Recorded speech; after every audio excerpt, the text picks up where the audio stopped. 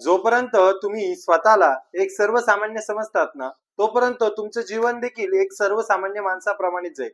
परंतु ज्यावेळेस तुम्ही स्वतःची किंमत ओळखाल व स्वतःवरती फोकस करून स्वतःसाठी काम कराल ना, त्यावेळेस तुमच्या जीवनामध्ये सर्वात प्रगल्भ असा बदल हा नक्कीच घडून येईल. सर्वात प्रगल्भ हा बदल असा नक्कीच घडून येईल. रामकृष्ण हरी माऊली. मी ज्योतिष आचार्य वेदांत कुलकर्णी आपल्या आपल्या युट्यूब चॅनल स्वामी ज्योतिष ऑफिशियल मध्ये आपले सहर्ष स्वागत करत आहे. मित्रांनो, आजचा जो काही कार्यक्रम आहे, हा कार्यक्रम मकर राशी कॅप्रिकॉन साइन करता अत्यंत महत्वाचा असा कार्यक्रम आहे. या कार्यक्रमाच्या दरम्यान आपण मे 2026 जे काही मासिक राशीफल आहे ते आपल्याकरिता कशा स्वरूपाचं असणार आहे, कोणत्या ग्रहांचं ट्रान्झिट या महिन्याच्या दरम्यान होत आहे, त्याच पद्धतीत ते ट्रान्झिट झाल्यानंतर आपल्याला हा महिना कशा स्वरूपात जाणार आहे, हे सर्व काही आपण या व्हिडिओच्या दरम्यान जाणून घेण्याचा प्रयत्न करणार आहोत. तर सर्वप्रथम आपण जे काही ग्रहांचं ट्रान्झिट आहे ते जाणून घेऊया. आपली रास मकर रास. मकर राशीचे जे काही स्वामी आहेत शनी, हे आपल्या तृतीय स्थानामध्ये स्थित आहेत. तसेच आपल्या द्वितीय स्थानामध्ये राहू, तृतीय स्थानामध्ये आत्ताच सांगितल्या पद्धतीने शनी व मंगळ, तसेच चतुर्थ स्थानात सूर्य बुध विराजमान आहेत.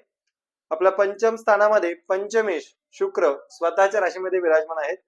तसेच आपल्या 6व्या स्थानामध्ये गुरुदेवता विराजमान आहेत. तसेच अष्टम स्थानामध्ये 8व्या स्थानामध्ये केतू देवता विराजमान झालेले आहेत. हे झालं ग्रहांचं ट्रान्झिट. आता आपण जाणून घेऊया आरोग्य विषयक हा महिना आपल्याला कशा स्वरूपाचा असणार आहे. सर्वप्रथम मी तुम्हाला सांगू इच्छितो, जर आपल्याला कुंडलीवरती वैयक्तिक मार्गदर्शन हवं असेल तर नंबर हा चॅनलच्या डिस्क्रिप्शन मध्ये, तसेच या व्हिडिओच्या डिस्क्रिप्शन मध्ये व स्क्रीनवरती तुम्हाला दिसत असेल तिथे तुम्ही संपर्क करू शकता व आपल्या कुंडलीवरती वैयक्तिक मार्गदर्शन मिळवू शकता. असो, तर आरोग्यविषयक हा महिना कसा असणार आहे हे सर्व काही आपण सर्वप्रथम बघून घेऊया. आपली रास मकर रास. मकर राशीचे जे काही स्वामी आहेत शनी, हे आपल्यापासून तृतीय स्थानामध्ये विराजमान आहेत. आपली जी काही साडेसाती आहे ती नुकतीच मार्च 2025 मध्ये संपलेली आहे. त्यामुळे शनी देवता जे काय आहेत ते आपल्या तृतीय स्थानामध्ये गोचर करत आहेत मंगळासोबत.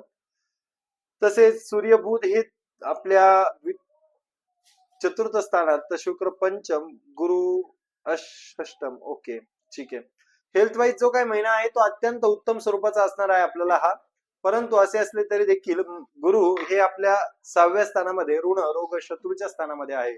आता गुरु 6व्या स्थानामध्ये असल्यानंतर थोड्याशा पद्धतीने आपल्याला पोटाच्या संदर्भामध्ये त्रास जाणवू शकतो. विशेषतः फॅट्स वाढणे, ठीक आहे, पचन व्यवस्था जी काय आहे आपली ती थोड्याशा पद्धतीमध्ये डळमळीत होणे, डायजेशन सिस्टीम थोड्याशा पद्धतीत तक्रार डायजेशन सिस्टीमच्या विषयक आपली होणार आहे. तसेच फॅट्स रिलेटेड जास्त खाल्लं गेलं तर त्या ठिकाणी फॅट्स जे काय आहेत ते या महिन्याच्या दरम्यान आपल्याला वाढणार आहेत व आपल्याला त्या दृष्टिकोनातून थोडीशी काळजी घ्यायला हवी खाण्यापिण्यावरती. बाकी उत्तम आहे हा महिना जो काय आहे तो आरोग्याच्या बाबतीत अति सर्वश्रेष्ठ आहे. असो, पुढे बघूया आपण अभ्यास. मित्रांनो, ज्यावेळेस आपल्याला अभ्यासाचा विचार करायचा असतो त्यावेळेस आपल्याला कुंडलीचं जे काही पंचम स्थान आहे, पंचम स्थान, त्या पंचम स्थानाचा विचार करायचा असतो. आता पंचमेश जे काय आहेत ते शुक्र, ते स्वतःच्याच राशीमध्ये स्वतःच्या स्थानामध्ये विराजमान आहेत पंचम स्थानामध्ये. तर आता हे पंचमेश जे काय आहे ते आपल्या त्रिकोणाचे मालक असून त्रिकोणातच स्थित आहेत. त्यामुळे त्या ठिकाणी आपल्याला अभ्यासाच्या बाबतीमध्ये जर मोठे निर्णय घ्यायचे असेल, एखादा नवीन क्लासेस जॉईन करायचे असेल किंवा मग त्या ठिकाणी एखादं न्यू ऍडमिशन घ्यायचं असेल, न्यू कोर्सला ऍडमिशन घ्यायचं असेल तर ते त्या ठिकाणी अत्यंत उत्तम पद्धतीमध्ये आपल्याला त्या ठिकाणी 14 मे पर्यंत असणार आहे. ठीक आहे, 14 मे पर्यंतच का म्हणतोय मी, पुढे का नाही, तर शुक्र जे काय आहे ते आपल्या 6th हाऊस मध्ये गोचर करणार आहेत. ठीक आहे, 6th हाऊस मध्ये गेल्यानंतर त्या ठिकाणी थोड्याशा पद्धतीत आपल्याला जे काही अडथळे जे आहेत ते या महिन्याच्या दरम्यान अभ्यासाच्या दरम्यान मिळणार आहेत. परंतु त्या ठिकाणी बाकी सूर्य ज्या वेळेस आपल्या पंचम स्थानामध्ये येणार आहेत, बुध पंचम स्थानामध्ये येणार आहेत, शुक्र जरी 6th हाऊस मध्ये गेले तरी सुद्धा सूर्य बुध जे काय आहेत ते बुध आदित्य राजयोग आपल्या पंचम स्थानामध्ये तयार करणार आहेत. त्यामुळे आपल्याला बघायला मिळेल थोड्याशा पद्धतीमध्ये स्ट्रगल तर राहील. फक्त आपला जो काही आहे अभ्यासाचा कंटाळा येऊ देऊ नका. मात्र आपल्याला जर उत्तम पद्धतीचं ग्रहमान जर म्हणाल तर 14 मेच्या आतमध्ये जास्त प्रमाणात आहेत. असो, पुढे देखील उत्तमच आहे, परंतु त्या ठिकाणी जे स्पर्धा परीक्षा करणार आहेत त्यांच्याकरिता सर्वोत्तम ते ग्रहमान आहेत. असो, पुढे बघूया लव्ह रिलेशनशिप्स. आता पंचम स्थानात जे काय आहे त्याच्याच वरून आपण जे काय आहे लव्ह रिलेशन बघत असतो आणि लव्ह रिलेशनचं स्थान पंचम स्थान आहे. त्याच पद्धतीत आपल्या पोटाच्या विकारांचं पण स्थान पंचम आहे. त्याच पद्धतीमध्ये बघितल्या गेल्यास आपला संतान, प्रथम संतान, त्याच पद्धतीमध्ये पूर्वजन्मीचे कर्म जे काय आहेत ते आपण कशा स्वरूपाचे घेऊन आलेलो आहे ते सुद्धा आपण पंचम स्थानामधूनच बघत असतो. आता पंचमेश, पंचमेश आता सांगितल्या पद्धतीने आपल्या पंचम स्थानामध्ये स्थित आहे. तसेच आपले जे काही स्वामी आहेत, आपल्या राशीचे स्वामी शनी, हे आपल्या तृतीय स्थानामधून तृतीय दृष्टी जी काय आहे ती आपल्या शुक्रावरती देत आहेत, पंचम स्थानावरती देत आहेत. त्यामुळे लव्ह रिलेशनचं स्थान जर म्हणायला गेलं, दोन मित्र ग्रह आहेत त्या ठिकाणी, त्या कारणास्तव आपल्याला उत्तम पद्धतीचं लव्ह रिलेशनशिपच्या बाबतीमध्ये हा महिना असणार आहे. का म्हणतोय मी असं? कारण शुक्राची जी काही दृष्टी आहे ती आपल्या लाभस्थानावरती आहे. लाभस्थानावरती असलेली ही जी काही शुक्राची दृष्टी आहे ती आपल्याला उत्तम पद्धतीमध्ये आपल्या रिलेशनशिप मधून लाभ हा मिळवून देणार आहे. अत्यंत उत्तम पद्धतीचे ग्रहमान या महिन्याच्या दरम्यान लव्ह रिलेशनचे आहेत. असो, पुढे बघूया आपण आपलं वैवाहिक जीवन, 7th हाऊस. मित्रांनो, त्या ठिकाणी 7th हाऊसचा विचार करावा लागतो आपल्याला वैवाहिक जीवनाचा विचार करत असताना. आणि सप्तमीत जे काय आहे चंद्र, हे प्रत्येक 2.25 दिवसानंतर ट्रान्झिट आपलं करत असतात, राशी परिवर्तन करत असतात. आता विशेषतः बघितलं गेलंय, माझ्या स्वतःच्या अनुभवानुसार सांगतोय मी, की आपले जे काही सिंह रास आहे, सिंह राशीचं लग्न, तसेच कुंभ राशीचं लग्न, तसेच जर बघायला गेलं तर मकरेचं लग्न ज्या व्यक्तींचं असतं त्यांची मॅरिड लाईफ ही सहसा एवढीही चांगली राहत नाही जेवढी इतरांचं बघितलं गेलं. का म्हणतोय मी असं? कारण जे काय आहे, प्रथमेश जो काय आहे तो शनी आहे, आणि सप्तमेश बघायला गेला त्याचा उलटा चंद्र.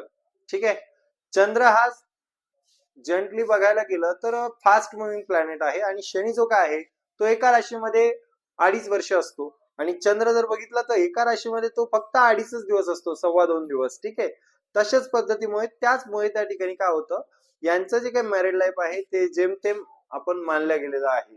ठीक आहे, असं माझा स्वतःचा अनुभव सांगतोय मी. तर त्या ठिकाणी सप्तम स्थान जे काय आहे चंद्राने घेतलेलं आहे. बाकी शनिदेव जे काय आहेत आपल्या प्रथमेश, ते आपल्या तृतीय स्थानामध्ये स्थित आहे. बाकी पुढे बघितलं गेले असता शुक्र जे काय आहेत ते प्रेमाचे कारक ग्रह, हे आपल्या त्या ठिकाणी पंचम स्थानामध्ये आहे, ते पण उत्तम आहेत. गुरु जे काय आहेत ते आपल्या षष्टम स्थानात, 6व्या स्थानात आहे, ते पण उत्तम आहे, काही हरकत नाही. आपलं मॅरिड लाईफ जी काय आहे ती अत्यंत उत्तम पद्धतीची या महिन्याच्या दरम्यान असणार आहे. तर त्या ठिकाणी थोड्याशा पद्धतीमध्ये आरोग्याच्या संदर्भामध्ये त्या आपल्या पतीची किंवा पत्नीची काळजी ही या महिन्याच्या दरम्यान थोड्याशा पद्धतीमध्ये घ्यावा लागणार आहे आपल्याला. कारण शुक्र देखील जो काय आहे तो 6th हाऊस मध्ये येणार आहे, आणि गुरु देखील आहे. शिवाय इकडे बघितला गेला असता शनी व मंगळ यांचा जो काय आहे विस्फोटक योग तयार होत आहे. आपल्या स्वतःच्या राशी स्वामीचा विस्फोटक योग त्या ठिकाणी तृतीय स्थानामध्ये तयार होत आहे. त्या कारणास्तव आपल्या दोघांमध्ये थोड्याशा पद्धतीमध्ये वादविवाद, मतभेद हे क्रिएट होऊ शकतात, परंतु जनरल आहे, एवढा काही मोठा इश्यू नाही येतो. असो, पुढे बघूया आपण भाग्य व करिअर. मित्रांनो, ज्यावेळेस आपल्याला भाग्याचा विचार करायचा असतो त्यावेळेस आपल्याला कुंडलीचं जे काही 9वं स्थान आहे त्या 9वं स्थानाचा विचार करायचा असतो. आता नवमेश जे काय आहेत ते आपले मर्क्युरी, बुध हे आपल्या चतुर्थ स्थानामध्ये स्थित आहेत. चतुर्थ स्थानामध्ये स्थित असल्या कारणास्तव ते देखील उत्तमच आहे, परंतु सर्वात जास्त जर भाग्याचा विचार केला असता उत्तम कधी आहे तर 15 मे नंतर आहे. का म्हणतोय मी असं? का 15 मे नंतर बुध जे काय आहे ते आपल्या 5th हाऊस मध्ये ट्रान्झिट करणार आहे, व आपल्या 9th हाऊस पासून ते 11th हाऊस मध्ये आहे. 9th हाऊस पासून ते 9th हाऊस मध्ये आहे. म्हणजेच काय, भावात भावम हा जो काही योग आहे तो तयार होत आहे. ठीक आहे, त्रिकोणाचा जो काही मालक आहे तो त्रिकोणामध्ये स्वतःपासून 9व्या स्थानामध्ये ज्यावेळेस जातो तेव्हा भावात भावम हा जो काही योग आहे, हा जो काही राजयोग आहे तो तयार होत असतो. सो दॅट्स वाय आपल्याला असं बघायला मिळेल की भाग्याच्या विषयक जी काही साथ आहे ती आपल्याला 15 मे नंतर अत्यंत उत्तम पद्धतीमध्ये असणार आहे. आपल्याला जर मोठा एखादं काम करायचं असेल, शेअर परचेस करायचं असेल प्रॉपर्टी विषयक, किंवा मग त्या ठिकाणी कुठे एक मोठा निर्णय घ्यायचा असेल कुठे एखादा, तर त्याच्या दृष्टिकोनातून जो काही आहे हा महिना जो काय आहे तो 15 मे नंतर अत्यंत उत्तम पद्धतीचा आहे. तोपर्यंतही आहे, परंतु त्याच्यानंतर जास्त प्रमाणामध्ये असणार आहे.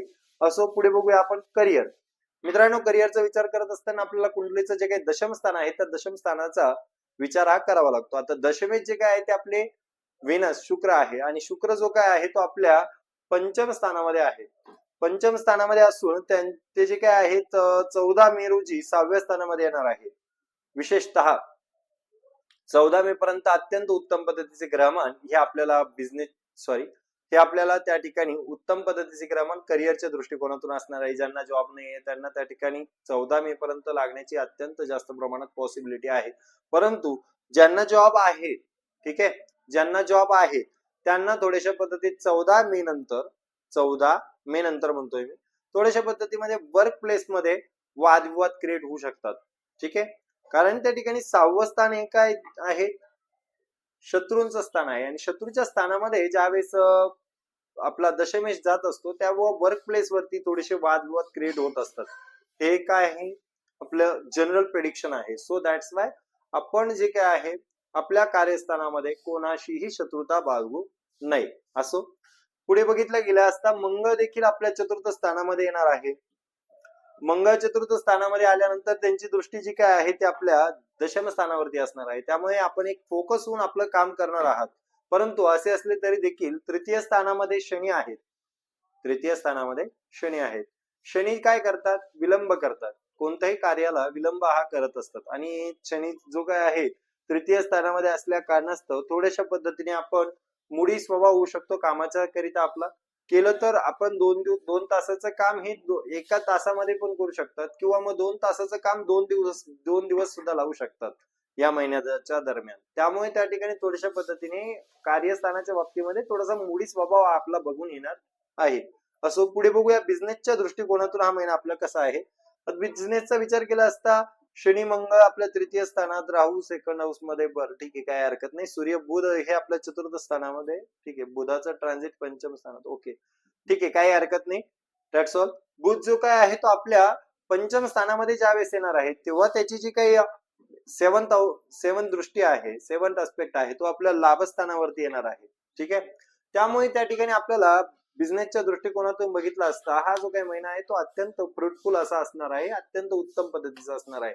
बिझनेस मध्ये कोणत्या पद्धतीचा त्रास आपल्याला या महिन्याच्या दरम्यान जाणून येणार नाहीये. बिझनेस उत्तम चालणार आहे. असो, आता उपाय काय करायला हवे आपल्याला हा महिना अत्यंत प्रगल्भ उत्तम जाण्याकरिता, विशेषतः मॅरिड लाईफ संदर्भामध्ये.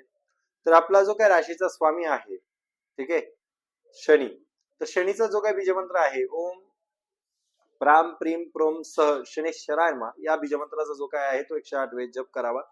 त्याच पद्धतीने चंद्राचाही बीजमंत्र करावा. ओम श्राम श्रीम श्रोम सह चंद्रमसे नमः या बीजमंत्राचा जप करावा. त्याच पद्धतीने डेली हनुमान चालीसा जी काय आहे ती पठण करायला हवी. जमल्यास आपल्या जवळ जर हनुमानाचं मंदिर असेल तर संध्याकाळच्या वेळेस त्या ठिकाणी तिथे दिवाबत्ती करण्याकरिता आपण जावं दररोज. त्याच पद्धतीमध्ये पिंपाची सेवा करावी. आपला हा जो काही महिना आहे तो अत्यंत उत्तम पद्धतीचा जाईल. असो मित्रांनो, व्हिडिओ कसा वाटला नक्कीच कमेंट मध्ये सांगा. तसेच आपल्या काही अडचणी असेल तर कमेंट सेक्शन मध्ये विचारायला विसरू नका. तसेच व्हिडिओला लाईक करा, शेअर करा, कमेंट करा. रामकृष्ण हरी, धन्यवाद.